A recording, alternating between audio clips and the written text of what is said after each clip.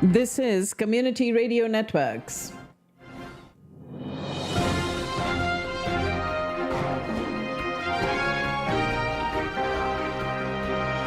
Welcome to this lovely Tuesday morning.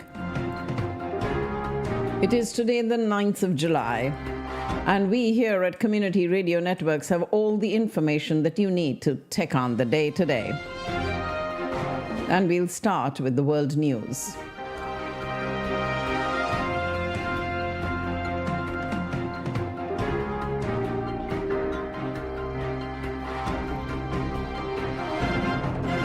This is Community Radio Networks, the world news, read by Shabnam Matgil. NATO leaders gather today in Washington for a summit aimed at showing resolve against Russia and support for Ukraine. But the meeting is set to be overshadowed by President Biden's fight for political survival and the 81-year-old trying to use the 3 days of pomp marking NATO's 75th anniversary to reassure allies over U.S. leadership and his own ability to govern as calls grow for him to quit the fight for a second term in office. He has so far defied pressure for some within his own party to step aside after that disastrous debate against election rival Donald Trump last month threw into stark relief fears he lacks the mental acuity and physical fitness to serve a second term. When President Biden and his aides planned the 75th anniversary of NATO, which opens today in Washington, it was intended to create an aura of confidence. The message to President Putin of Russia and other potential adversaries would be that a larger, more powerful group of Western allies had emerged after more than 2 years of war in Ukraine, more dedicated than ever to push back on aggression. But as 38 world leaders began arriving yesterday, that confidence seems at risk even before the summit formally begins. It has been overshadowed by the uncertainty about whether Biden will remain in the race for a second term and the looming possibility of the return of former President Trump. Trump had once declared NATO obsolete, threatened to exit the alliance, and more recently said he would let the Russians do whatever they want to any member country he deemed to be insufficiently contributing to the alliance. President Biden will greet the leaders in the vast Andrew W. Mellon Auditorium a few blocks from the White House tonight. The same room where the treaty creating NATO was signed in 1949 in a ceremony presided over by President Harry Truman. Biden was 6 years old at the time, and the Cold War was in its infancy. President Biden has not seen a neurologist outside his annual physicals, according to White House physician Kevin O'Connor in a letter released last night addressing visits to the White House by a Parkinson's disease expert. The visits by the expert, Dr. Kevin Conard, had raised questions that White House Press Secretary Karine Jean-Pierre had left largely unanswered earlier in the day.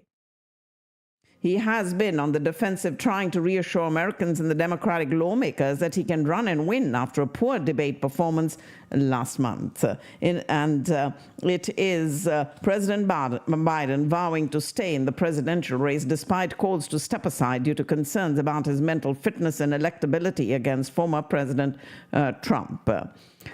Also, President Biden insists that only the Lord Almighty can convince him to quit the presidential race. But should he change his mind, Vice President Kamala Harris is by far the best positioned to replace him. She would have a head start over several of the most discussed Democratic alternatives, like California's Governor Gavin Newsom and Michigan Governor Gretchen Whitmer. She's already been on a winning presidential ticket with Biden, has years of goodwill banked with core party constituencies, and would likely control a huge campaign fund amassed by the Biden re-election. Former President Trump said it appeared to him that President Biden will remain in the race despite calls from some elected Democrats for him to step aside following that disastrous performance in last month's debate.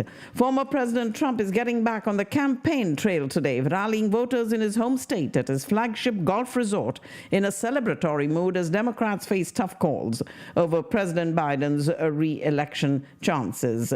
He'll hold a campaign rally at the golf club near Miami with just days left before he must select a running mate to take the stage with him at the party's national convention next week. Today's event in Doral, Florida will be followed by a rally in the battleground state of Pennsylvania this Saturday. And both will be closely watched for any hint or announcement about whom he will pick for the vice president's role. After Hurricane Beryl slammed into Texas yesterday, knocking out power to nearly 3 million homes and businesses, unleashing heavy rain and killing 3 people at least, it moved east and later weakened to a tropical depression. According to the National Hurricane Center last night, the fast-moving tempest threatened to carve a harsh path over several more states in the coming days. After making landfall in the U.S. as Category 1 hurricane on the coast of Matagorda yesterday, it downgraded to tropical storm and then to a depression as it traversed inland across eastern Texas. Hurricane Beryl has slammed into Texas and knocking out power to 3 million homes. And we do have Texas officials warning that it will take several days to restore power before Beryl came ashore. Following on a welfare call, it was police in Princeton, right here in Texas, that uncovered a large labor trafficking operation in Collin County. Princeton police said officers were dispatched to a home on the 1000 block of Ginsburg Lane in March after someone reported a welfare concern in a suspicious circumstance. And during the investigation, Princeton police obtained a search warrant for Santosh Katkuri's home. Inside the home, police discovered 15 adult women who they said were forced to work for several shell companies owned by Katkuri and his wife, Dwarka Gunda. Investigators said the victims, which included both women and men, were working as programmers, and that during the search of this home, several laptops, phones, printers, and fraudulent documents were seized. These 4 people have been charged now with allegedly running this forced labor scheme out of Collin County, and these arrests came after the authorities found more than a dozen young women living in the same home forced to sleep on the floor. Princeton Police Chief James Waters says his team has been working leads with federal investigators for several months, and there are addresses in McKinney, Melissa, and other cities where allegedly people have been involved in the forced labor operation. These were 4 Indian origin people who've been arrested in Princeton in connection with this human trafficking case. The Princeton police arrested Chandan Dasi Reddy, who is 24 years old, Santosh Katkuri is 31, his wife Dwarka Gunda is 31, and Anil Male is 37 for allegedly running a forced labor scheme in Collin County in Princeton. Jury selection begins today in the criminal trial against Alec Baldwin, almost 3 years after the fatal shooting of the cinematographer Halyna Hutchins on the film set of Rust. He faces involuntary manslaughter charges for that October 2021 incident when a prop gun he was handling discharged a live round, killing her and injuring director Joel Souza. Baldwin maintains he did not pull the trigger and has pleaded not guilty. Multiple deans at Columbia University have been removed from their positions after texts were revealed that they were anti-Semitic in nature. The president wrote in a letter to the community the messages revealed behavior and sentiments that were not only unprofessional but also disturbingly touched on ancient anti-Semitic tropes. President Biden has slammed Russian brutality after dozens of missiles fired by Russia struck a number of cities across the country, killing at least 43 people and wounding more than 190. One of the 38 missiles fired by Vladimir Putin's forces hit a hospital which was treating children in the oncology department, among others, in the deadliest attack in the war-hit nation that has been seen in many months. More than 100 buildings were damaged, including this children's hospital and maternity center in Kyiv, children's nurseries, and a business center, as well as homes. And these multiple targets, including the country's largest children's hospital in the capital of Kyiv. Across Ukraine, dozens have been killed and damaging residential buildings, infrastructure, and these hospitals. Ukraine's Elina Svitolina wore a black ribbon and broke down in tears as she made the Wimbledon quarterfinals yesterday, hours after this Russian missile barrage has killed people and ripped open the children's hospital in Kyiv. The tennis star said she hoped her win would at least provide a small light in the aftermath of an attack described by the French Foreign Ministry as barbaric. Her somber ribbon stood out dramatically on her white playing shirt as she completed a straight set win over Wang Xinyu of China. Pope Francis appealed for concrete new measures to end the wars in Ukraine and Gaza today after attacks targeted that children's hospital in Kyiv and the school in Gaza. The Vatican press office issued a statement this morning expressing his pain over the new attacks and his profound upset at the spiraling of violence. U.S. and Israeli intelligence chiefs traveling to Doha tomorrow for discussions on a ceasefire deal between Israel and Hamas in Gaza. And CIA Director William Burns and the head of Israel's Mossad, David Barnea, are traveling to Doha. It is the Israeli army that said it had struck several terrorists in central Gaza who were allegedly using a school in the Nusrat area as cover. The latest Israeli order for the evacuation of central and western areas of Gaza City affects tens of thousands of people, and the UN has protested over the latest mass evacuation orders issued by Israel in Gaza, as the army said it had killed dozens of militants in close quarters combat in its latest offensive in Gaza City.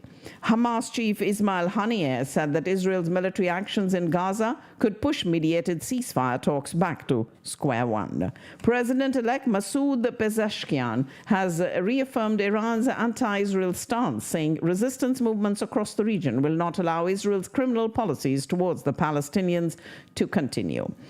Last month was the hottest June on record across the globe, according to the European Union's climate monitor, capping half a year of wild and destructive weather from floods to heat waves. Scorching heat has blanketed swaths of the world from India to Saudi Arabia, the US and Mexico in the first half of this year. Relentless rain, a phenomena scientists have also linked to a warmer planet, caused extensive flooding in Kenya, China, Brazil, Afghanistan, Russia, and France. And then there were the semi-finals of the UEFA Euro 2024, taking place today and tomorrow, with 4 heavyweights of European and world football remaining. They are 3-time winners Spain, who knocked out host Germany with a late header in extra time last Friday, and twice champions France, 1988 victors the Netherlands, and England, who lost out on penalties to Italy in the Euro 2020 final held in 2021. And all 4 teams will be hoping to reach the final, which will be held in Berlin on Sunday. The battle between the 2 most successful national sides of the new millennium. Today's Euro 2024 semi-final between France and Spain, showcasing 2 contrasting styles. Spain have dazzled in Germany, reaching the final 4 on the back of the attacking brilliance of 2 of their players. And at least 2 runners were injured during the 3rd bull run at Pamplona's traditional festival of San Fermin in northern Spain today. That meant fewer people hurt as in previous races, when 5 to 6 of the participants end up in the hospital. Hundreds of people chased these 6 massive bulls, some weighing over 600 kilograms and several oxen, into an arena, and races held until Sunday as part of the annual festival dating back to the 16th century. And while the festival dedicated to the Catholic Saint Firmin also includes numerous concerts and processions, that bull run and the bullfights are the highlight of the festival. Animal rights activists call the bull runs medieval cruelty and say it must be halted immediately. Rwanda's government says it is aware of the UK's intention to terminate its plan to deport asylum seekers to the East African country. And the office of the Rwandan government said that the deal had been initiated by the UK to address the crisis of irregular migration affecting the UK, a problem of the UK, not Rwanda. This is the first time that Rwandan authorities are officially commenting on plans by the UK's new Labour Party government to cancel that scheme, which drew criticism from human rights watchdogs and others as cruel and inhumane. The leader of a Kenyan doomsday cult went on trial on charges of terrorism over the deaths of more than 400 of his followers in a macabre case that shocked the world. Self-proclaimed pastor Mackenzie appeared in court in the Indian Ocean port city of Mombasa along with 94 co-defendants. And journalists were removed from the courtroom shortly after the start of the hearing to enable a protected witness to take the stand. Rescue workers dug through tons of mud and rubble today as they search for dozens of missing people after a landslide hit an unauthorized gold mining area on Indonesia's Sulawesi island, killing at least 23 people. More than 100 villagers were digging for grains of gold in the remote and hilly village of Bon Bolango when tons of mud plunged down the surrounding hills and buried their makeshift camps. Ladies and gentlemen, you're listening to the world news on community radio networks. And Australia's Prime Minister appointed a special envoy to tackle anti-Semitism in the country, urging his compatriots to avoid being torn apart by tensions over the offensive in Gaza. An envoy on Islamophobia will also be named shortly, according to Prime Minister Anthony Albanese. England great James Anderson hopes future players will relish the challenge of Test cricket rather than just go chasing the dollar as he prepares to bow out of the 5-day game against the West Indies. The series opener at Lord's starting tomorrow will be the Lancashire paceman's 188th and final Test match after a record-breaking career spanning 2 decades. No fast bowler has taken more than Anderson's 700 Test wickets, and only India batting hero Sachin Tendulkar has played more matches in the format. Cricket legend Sachin Tendulkar, meanwhile, received a standing ovation from the capacity crowd at Centre Court when he took some time off to enjoy an afternoon at the Wimbledon. Dressed in a beige-coloured suit with a smile on his face, he could be seen waving his hands in acknowledgement after the crowd at the Centre Court gave him that rousing welcome.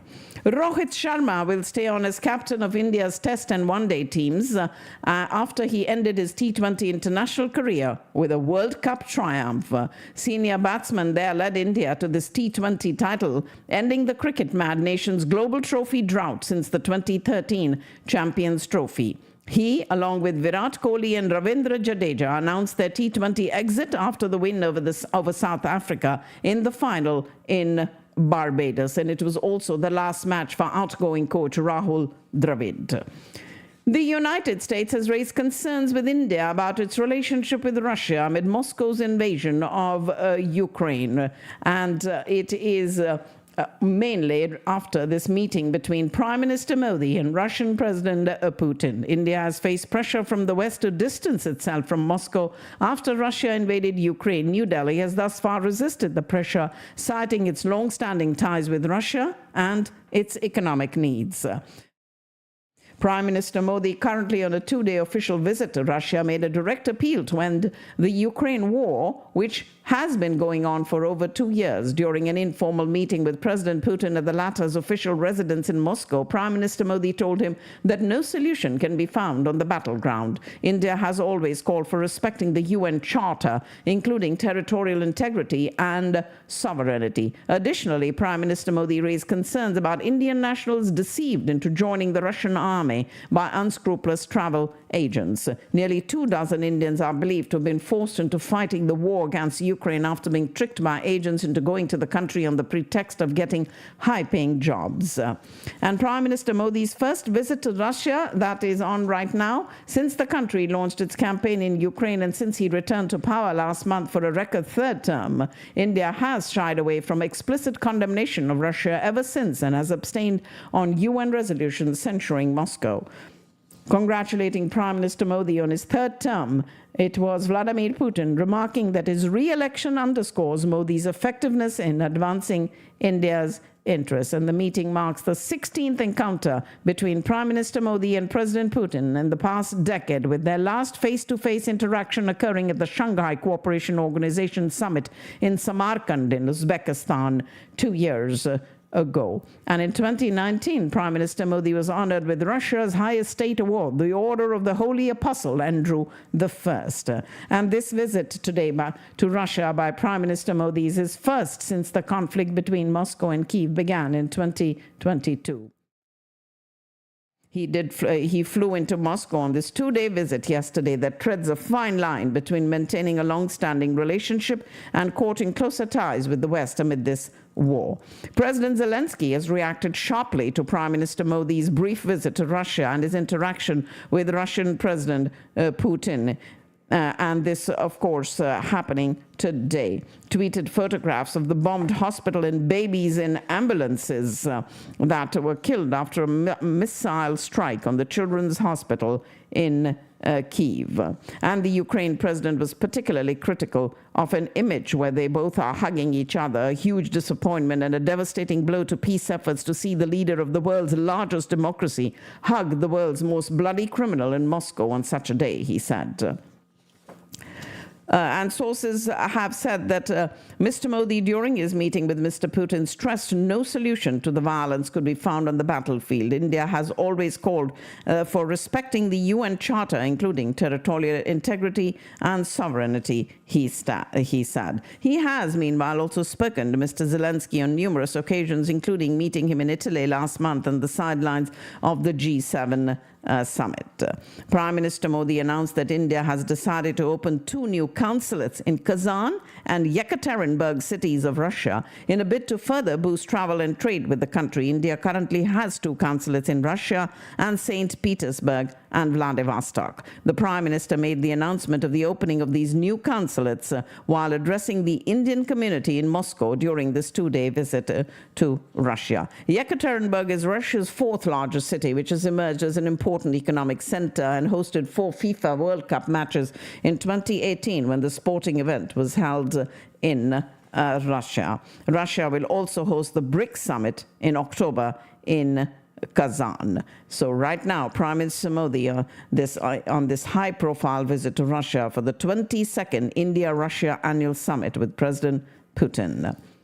Mihir Shah, the main accused in the Worli hit-and-run case, was arrested this morning. He was absconding since 2 days after he allegedly rammed his BMW into a scooter, killing a woman. The 24-year-old is the son of Rajesh Shah, Shiva Sena leader from the Eknath Shinde camp.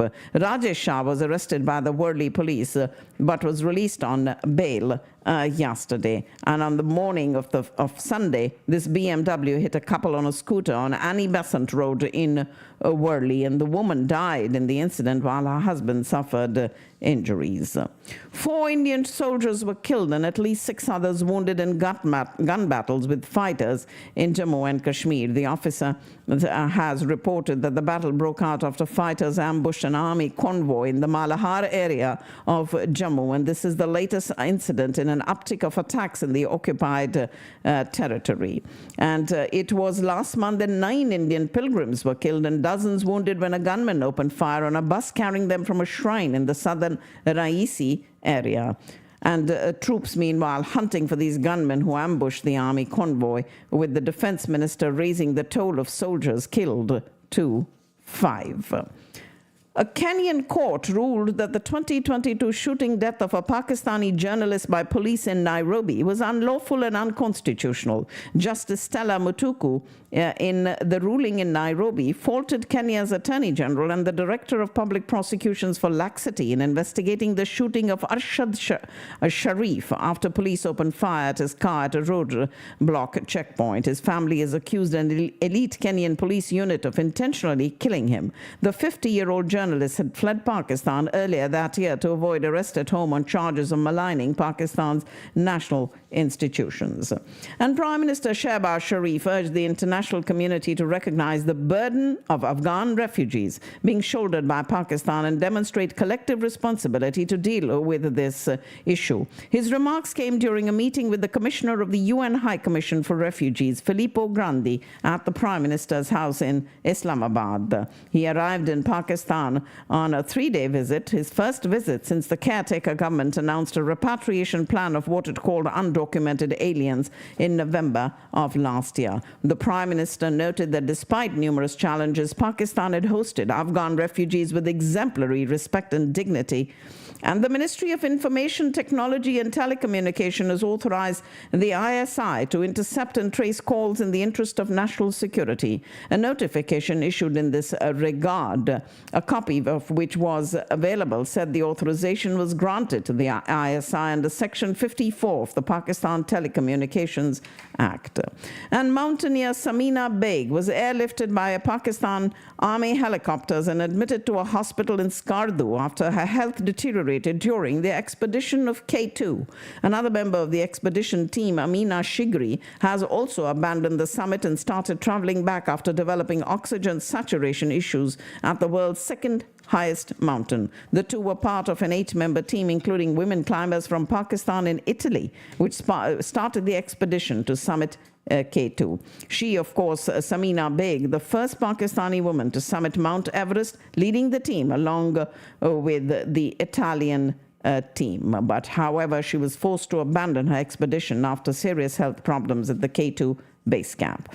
As many as 20 former Pakistan Test players met the country's cricket board chief Mohsin Naqvi at Lahore, and a number of suggestions were put forward as potential ways to fix the national side's woes following its disastrous exit from the T20 World Cup last month. The ex-players were invited by the Pakistan Cricket Board chief, who had called for a surgery after Pakistan was stunned by the Minnows USA in their opener at the T20 showpiece as his attempt to regather that mess that the sport in the country had become.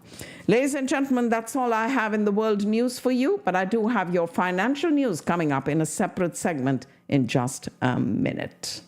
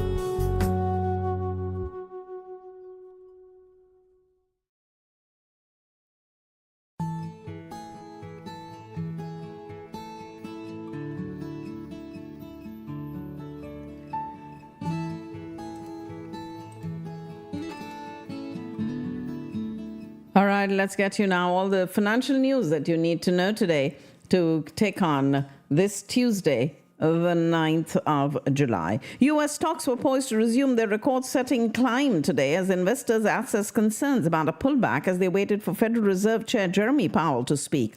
S&P 500 futures edged up 0.2%, while those on the tech-heavy NASDAQ 100 led the way higher with a 0.4% gain. Dow Jones Industrial Average futures little changed. The S&P 500 and NASDAQ did close at record highs yesterday as investors await key inflation data to provide further clues about whether this year's market rally is sustainable. Despite the sleepy summertime doldrums, the economic data calendar continues to heat up. Following last Friday's monthly job numbers, investors will feast on the latest consumer price index inflation print on Thursday, teed up by testimony from Federal Chair Jeremy Powell, who delivers his semi-annual Humphrey Hawkins testimony to the Senate today and to the House tomorrow. The data-dependent Powell will no doubt do his best not to surprise investors when it comes to assessing the Fed's twin mandates of maximum employment and stable prices.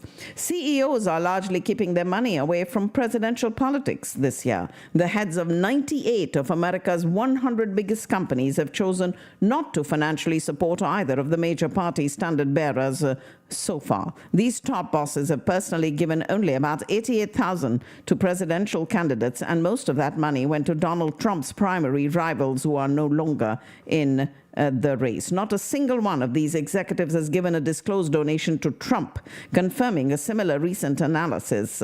But the data also shows a paltry level of support for Joe Biden as well, with just 2 major CEOs giving to the president. And this according to the latest data. And those executives are Sarah London of healthcare company Centene and Timothy Sweeney of Liberty Mutual Insurance Group. Shares in Novo Nordisk, maker of the wildly popular obesity drug Wegovy, were down 1.1% this morning after the publication of a data analysis showing rival Eli Lilly's own treatment Mounjaro leading to faster and greater weight loss. Boeing has agreed to plead guilty to that criminal fraud conspiracy charge to resolve a U.S. Department of Justice investigation linked to the 2 737 MAX fatal crashes. And the plea, which requires a federal judge's approval, would brand the plane maker a convicted felon. Boeing will also pay a criminal fine of $243.6 million, according to the Department of Justice. In these documents that were filed in federal court in Texas that provided an overview of the agreement in principle. And the charge relates to the 2 crashes in Indonesia and Ethiopia over a 5-month period in 2018 and 2019 that killed 346 people and prompted the families of the victims to demand that Boeing face prosecution. Pfizer has said today its chief scientific officer, a key figure behind the development of the company's COVID-19 vaccine, is stepping down after a more than 15-year career at the drug maker. He joined Pfizer as part of the Wyeth acquisition in 2009. Paramount Global formally agreed to merge with Skydance Media, ending months of negotiations and speculation over who would control that 112-year-old media company. The combined company is estimated to be worth $28 billion once this merger is complete. And the deal, similar to one Paramount rejected last month, involves Skydance CEO David Ellison purchasing the controlling stake in Paramount from media heiress Shari Redstone's National Amusements for $2.4 billion prior to the merger.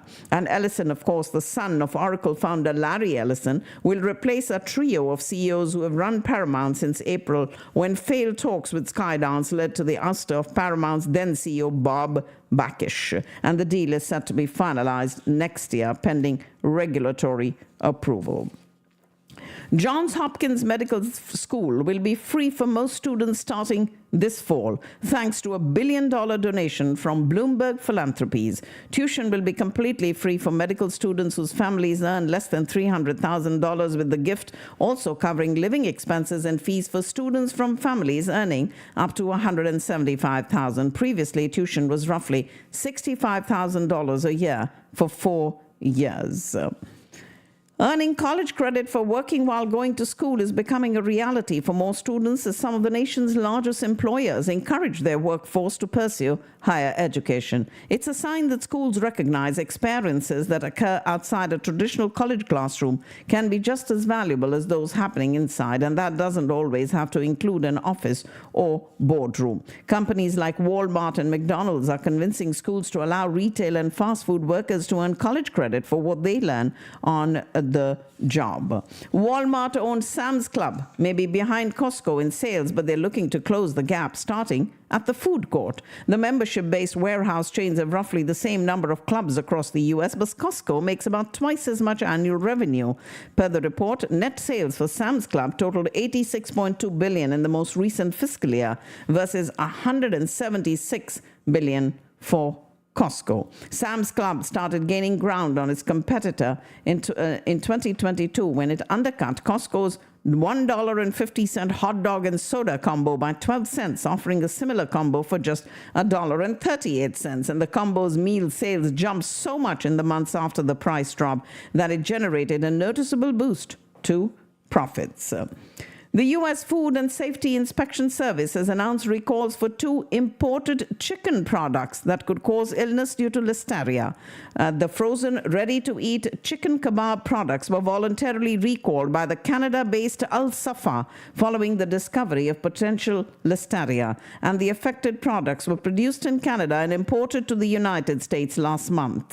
These are 12 one-ounce cardboard box package containing Al-Safa halal charcoal grilled chicken seekh kebab, grilled minced chicken patty kebabs, and 14 11-ounce cardboard box packages containing Al-Safa halal fully cooked chicken chapli kebab seasoned chicken patties.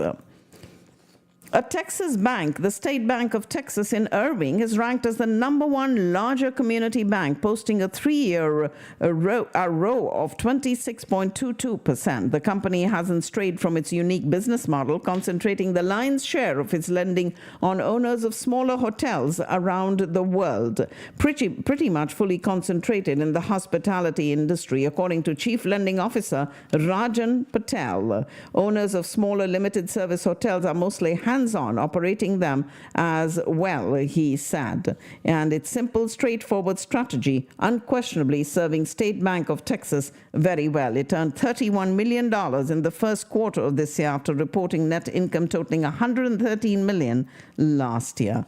And that is the State Bank of Texas in Irving, the #6 bank on the larger community bank list. $9.2 billion asset Woodforest National Bank is another Texas institution headquartered outside Houston in the Woodlands, but where State Bank of Texas runs a lean operation with 7 branches. Woodforest has more than 770 locations spread across 17 states.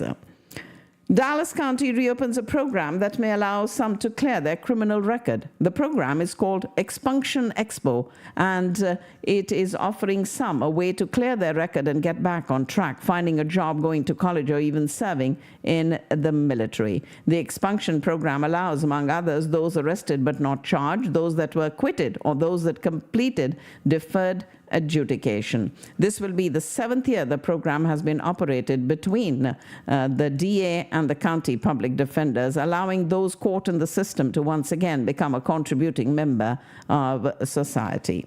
The city of Frisco has begun a construction project on Main Street that is expected to last about a year and a half. The construction is part of the city's downtown redevelopment project. The Main Street project in Frisco will take about 18 months and expected to cost around $20 million. British Petroleum dropped in London trading after it warned of significantly lower refining margins and predicted a write-down on the value of a plant in Germany of $1 billion to $2 billion.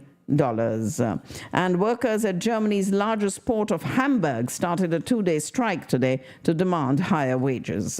Foreign tourists flocked to Portugal in record numbers last year, with 26.5 million visitors, a 19.2% jump compared to the year before. Derided as part of the Club Med nations during the European debt crisis 15 years ago, Portugal's economy is now outperforming its northern peers thanks to a rebound in tourism.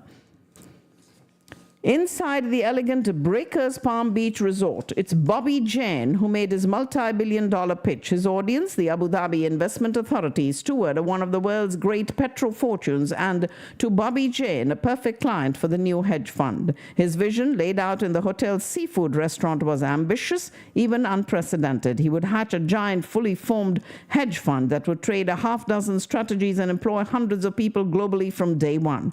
It required quickly finding gifted traders amid an expensive talent war, building complex infrastructure over months, and raising enough investor money to pay for it. Failing to achieve even one of those lofty targets could tank the whole thing before it even started. But many investors sat on the sidelines, skeptical of the deviation from the typical hedge fund playbook of starting small and building from there. And while Bobby Jane initially set out to hit a record of as much as $10 billion, he later halved that goal.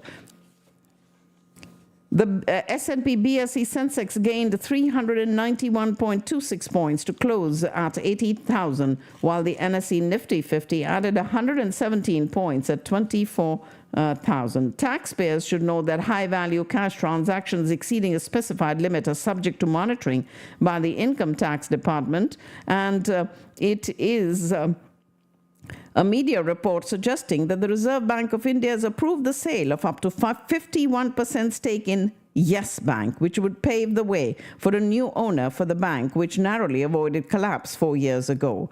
A social media user said that he lost 10 lakh rupees due to an error by Zerodha and explained what exactly went wrong, resulting in his financial losses. Gold prices today, both gold and silver, trading on the higher side of the multi-commodity exchange, and the jump in the share price made it to the top gainer on the Nifty index in early trade, and that was Maruti Suzuki shares gaining 5% today.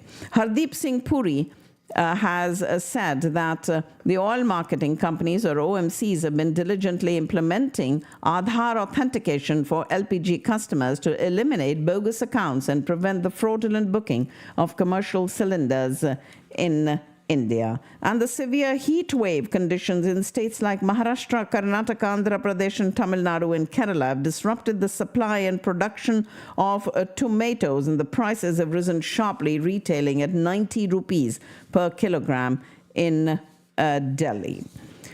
If reports are to be believed, Fawad Khan will make a Bollywood comeback soon in a film with Vani Kapoor. The yet untitled international project will be entirely shot in the UK. The Hindi romantic comedy directed by Aarti Bagri, and Fawad Khan has a massive international pull given his popularity among South Asians worldwide, and he has also been a part of the Marvel Cinematic Universe. Details of the project are being kept under wraps, and everyone is tight-lipped about it, but the reports say that he is making a Bollywood comeback. Pakistan's exports to European countries have shrunk in the first 11 months of financial year 24. And social media platform TikTok said it took action against over 20.2 million videos in Pakistan in the first quarter of the year for breaching its community guidelines, underscoring its resolve to combat violations effectively. The Ministry of Interior has defended the months-long ban on the social media platform X on the ground that it is a threat to peace and national security as it spreads misinformation and incites violence. The ban was imposed on the 17th of February on the basis of reports from intelligence agencies. PIA, which is currently for sale, has an average of 304 employees per aircraft. In a detailed briefing to the Standing Committee on Aviation, the Aviation Division Secretary said the Pakistan International Airlines has a fleet of 34 aircrafts, of which 13 are on dry lease, while the rest are owned by the airline. The stock market maintained an upward journey, setting a new record, closing yesterday, despite a brief suspension of trading due to a fire that erupted in the PSX building in the early hours of the session yesterday in Karachi. And banks purchased a staggering $425 million from exchange companies in financial year 24. While all the state-run power companies face non-payments from the government departments, private power utility K Electric sought the finance minister's intervention for early payment of long and outstanding dues worth billions of rupees from the federal and provincial entities. Only 60 of the total 312 members of the National Assembly in Islamabad attended all sittings of the first annual budget session of the House. And Taliban authorities have slashed the salaries of women government workers who have been forced to stay at home since they seized power. After kicking out the foreign-backed government 3 years ago, the Taliban government stopped most women employed in the public sector from attending their offices while continuing to pay them. Women had previously earned up to around 35,000 Afghanis in the public sector, including university professors forced off campus. And administrative roles in the ministries could pay around 20,000 Afghanis, although this was reduced for many to around 15,000 after the Taliban seized power. Ladies and gentlemen, that's all I have in the financial news for you, but I do have the final segment of our program coming up next. Stay with us right here on Community Radio Networks.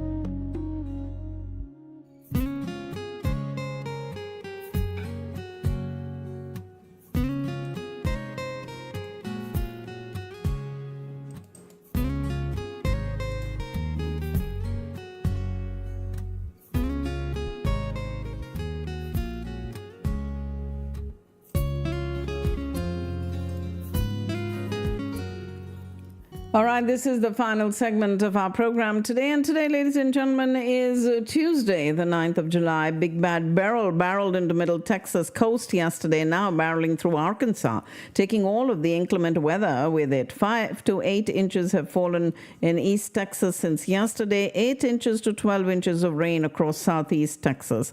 Power outages and deaths reported across the state, crews working feverishly to get power restored. Unfortunately, Beryl didn't bring any rain to North Texas, with only 0.09 inches of rain measured at the DFW airport. Some of you saw a little bit more, others not a drop. In the wake of Beryl's, surface winds are from the north this morning. This has ushered in slightly drier air into North Texas, allowing temperatures to fall in the 70s. Feels quite nice, but today we will reach low 90s with relatively dry air still in place. And tomorrow looks to be a few degrees warmer with a slight chance of an afternoon or evening storm, but most stay dry. We have some events that are happening here in town, and these are made possible to you through community radio networks. So I have huge thanks going out to the supporters of community radio networks. Discount Power, Houston EB5, the Ahluwalia Law Offices, the Wyndham Hotel in Irving, Digital X-Force, Kinzer Law, Mike Kolachi, Ruchi Palace by Mike Kolachi, Shri Vimal, Vimal's Venue, Eggholic, Mystic Mandala, and Flash Brush Productions. Big thanks going out to them for their support of community radio networks. Raring to roar, the 2024 Texas Super Kings and the LA Knight Riders. And we do have their next game, which is happening tomorrow at 3 o'clock in Morrisville, and they will be back in Dallas at Grand Prairie from the 14th till the finals on the 28th of this month.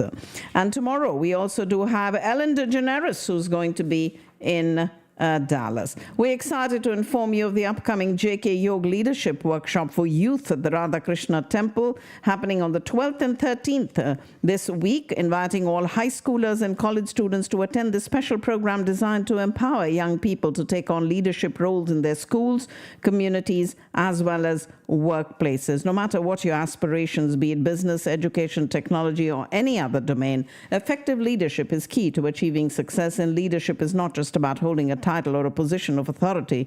It is about inspiring and guiding others towards a common goal. The J.K. Yoga Youth Leadership Workshop, a comprehensive program tailored for young individuals eager to develop their leadership potential and crafted to engage and challenge students through a series of dynamic knowledge sessions and interactive activities. It's a 2-day workshop, includes inspiring lectures on business from industry leaders and successful entrepreneurs. So this is happening on the 12th and 13th this week at the Radhakrishna Temple in Allen. Leadership Workshop for Youth. And then this Saturday, the South Asian Business Alliance, SABA, is having their monthly event, which is happening this Saturday from 11 to 1 at the First United Bank in McKinney in the Craig Ranch on Custer Road. And the topic is AI and startups. South Asian Business Alliance delving into the dynamic world of information technology and artificial intelligence. So a nice opportunity to connect, learn, and grow with like-minded professionals in the South Asian business community. Happening this Saturday. And then on Sunday, we have Cricket Academy Grand Launch with Rohit Sharma, one of the modern greats of cricket. And this fancy schmancy meet and greet is happening this Sunday. For those of you who are interested in this event on Sunday, please call Shalu. Her number is 201-245-6299. Crick Kingdom in partnership with DFW Indoor Sports, inviting the Hitman back to Dallas. Cricket Academy by Rohit Sharma, opening this Sunday. The Carom Grand Masters Tournament happening on the 19th, 20th, and 21st of this month. Atif Aslam is doing one concert in Texas, and it's going to be in Austin on Sunday the 21st, 7 o'clock at the Long Center in Austin. Inviting you all to Austin by CNY Desi, the entertainment factory. The Sri Shirdi Sai Baba Temple of DFW on Plano Parkway in Plano invites you to the Guru Purnima celebrations, which are held all over the world to express gratitude and reverence to one's teachers, gurus, and spiritual guides for the knowledge that they imparted on us. And on this auspicious day, the temple honors and expresses gratitude and seeks blessings from Sadhguru Shirdi Sai Baba. It starts on Saturday, the 20th of July in the evening, but the main day is on Sunday, where it starts at 7 o'clock in the morning and continues until 9:30 at night. It is the Guru Purnima celebrations on Sunday, the 21st. ShirdiSaiDallas.org is their website, and their phone number is 469-467-3388. The Sri Shirdi Sai Baba Temple of DFW. Wishwin has announced their spellathon, and they will be having their preliminaries on the 26th and 27th for the junior spellathon, which is grades kindergarten to 4, and then the preliminaries for the senior spellathon, which is grades 5 to 8, will be on the 28th and 29th of this month. We do have Shehnaz Gill coming into town on the 27th at the Grandian Event Center on Parkwood Boulevard in Frisco, and Al Noor International presenting their 5th cruise Mushaira, and that's also on Saturday the 27th, a global Mushaira on the waves of Frisco Lake at Hidden Cove Park and Marina on Hackberry Creek Park Road in Frisco. 2024 North Texas Job Fair, hosted by U.S. Congresswoman Beth Van Dyne in partnership with the U.S.-India Chamber of Commerce, is happening on the 8th of August. And we have Madhuri Dixit coming into town on the 9th of August. 360shows.com is the website. On the 10th of August, Yade, reminiscing the songs of Kishore Kumar, Lata Mangeshkar, and Muhammad Rafi at the Grand Center in Plano. Pakistan Society of North Texas presenting Qaid Mela, and that will include a live performance by Farhan Sayed and Sabah Qamar, happening on Sunday, the 18th of August at the Frisco Flyers Event Center. And there is the India Association of North Texas bringing you this year's Anand Bazaar. On Saturday, the 31st of August, it's the 47th Anand Bazaar that the India Association is bringing to you, celebrating 77 years of India's independence. And like last year, it's going to be at the Frisco Rough Riders Stadium on the 31st of August. And more details for those that would like to sponsor, would like a booth there, are all available at the India Association's website, iant.org. Join the Brahma Kumaris of Dallas in welcoming Sister Shivani, a globally renowned spiritual teacher and motivational speaker. She guides us with ancient wisdom to bring hope and clarity in times of confusion and chaos.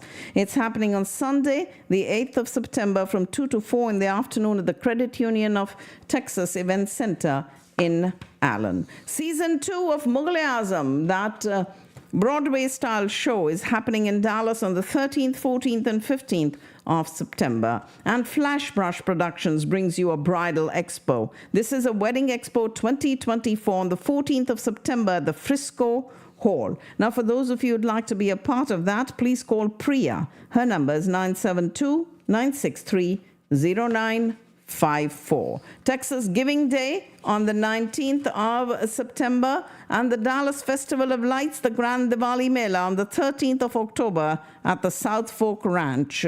And you can go ahead and be involved in this event by calling Vijay. His number is 972-750-1419. So that was your social calendar as it stands today, the 9th of July. Let's get you some stories from the annals of history that happened on the 9th of July. It was way back in 1762 that a wife of Russia's new Emperor Peter III rallies the army regiments of St. Petersburg against her husband and is proclaimed Empress Catherine II, the sole ruler of Russia. More commonly known as Catherine the Great, she would stay on the throne for the next 34 years, longer than any other female ruler in Russian history. She assumed power on today's date in 1762. And it was in 1796 that she died of a stroke and left Paul, her son, to inherit the throne. And he was assassinated 5 years later, opening the way for Catherine's adored grandson, Alexander I, to become the next ruler of the Romanov dynasty. But it was Catherine the Great that assumed power on today's date, 1762. An American naval captain occupies a small settlement of Yerba Buena, a site that will later be renamed San Francisco. The United States takes San Francisco from Mexico on today's date in 1846.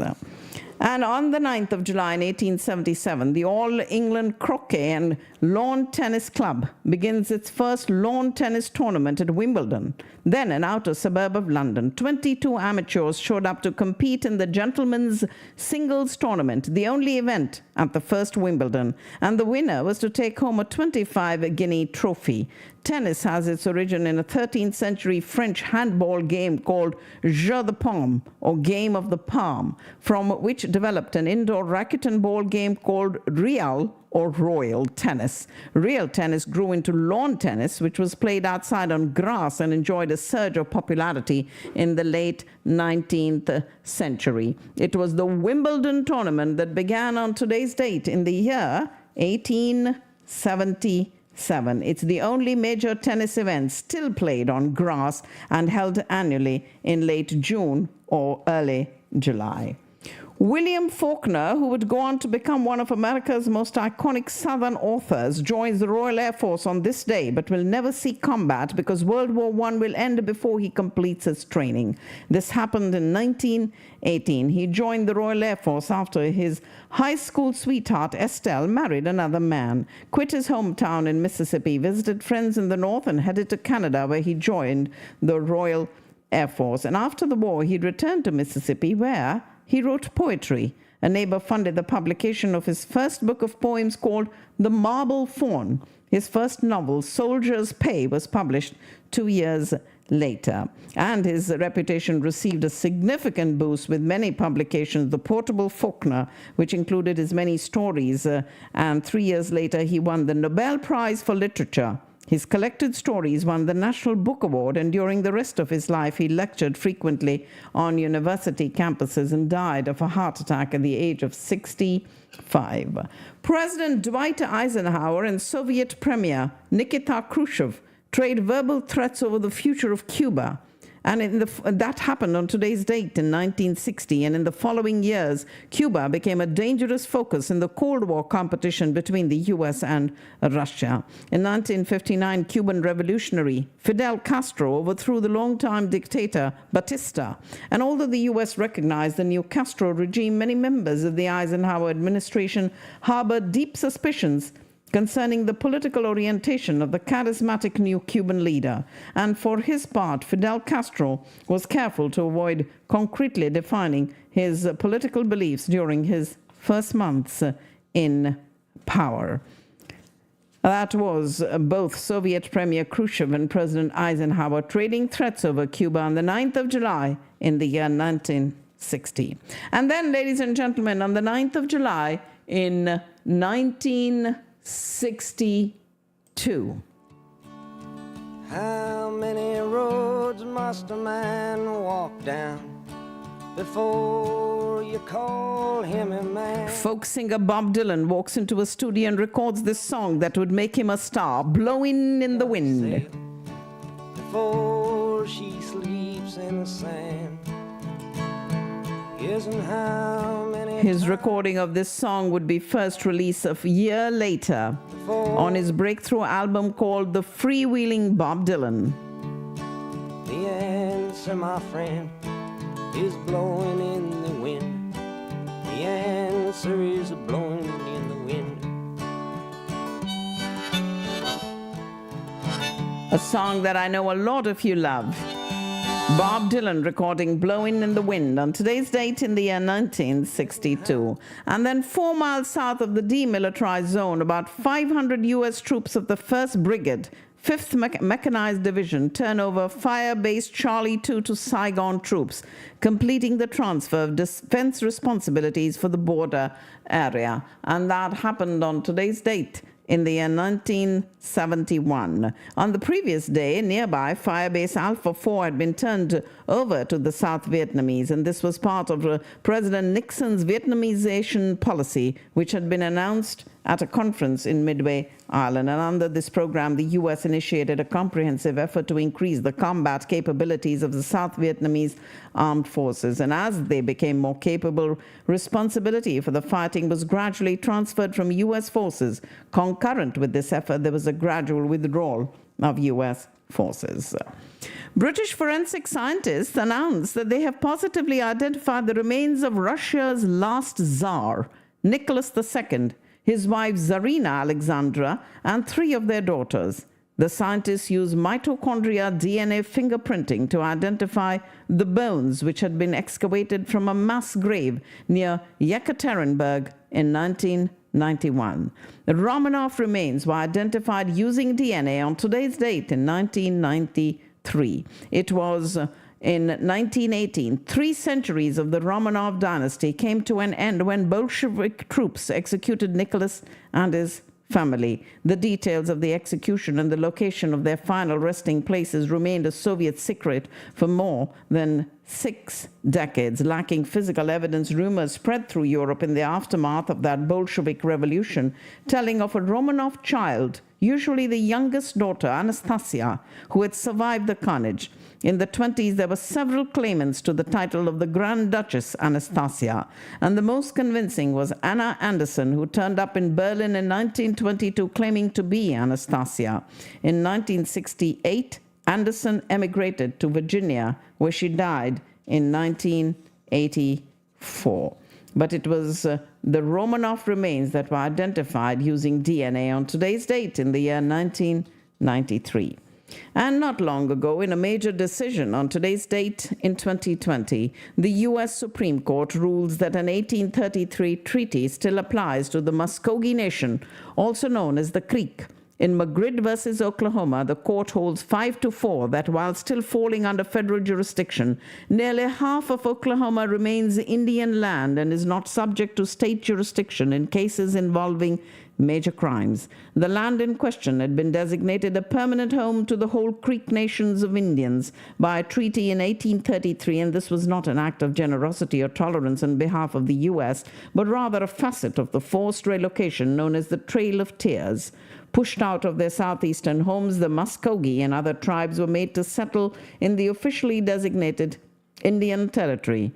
After the former Indian Territory became the state of Oklahoma in 1907, the state commonly dealt with major crimes committed in the nearly 50% of land occupied by various tribes. And the Supreme Court ruled in the Magrid versus Oklahoma case on today's date in 2020.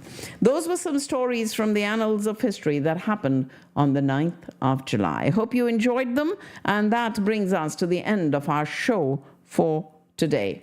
We have plenty more that we have ready for you for tomorrow, but this is Community Radio Network signing off, and for those of you who'd like to reach me directly, my number is 214-675-1754.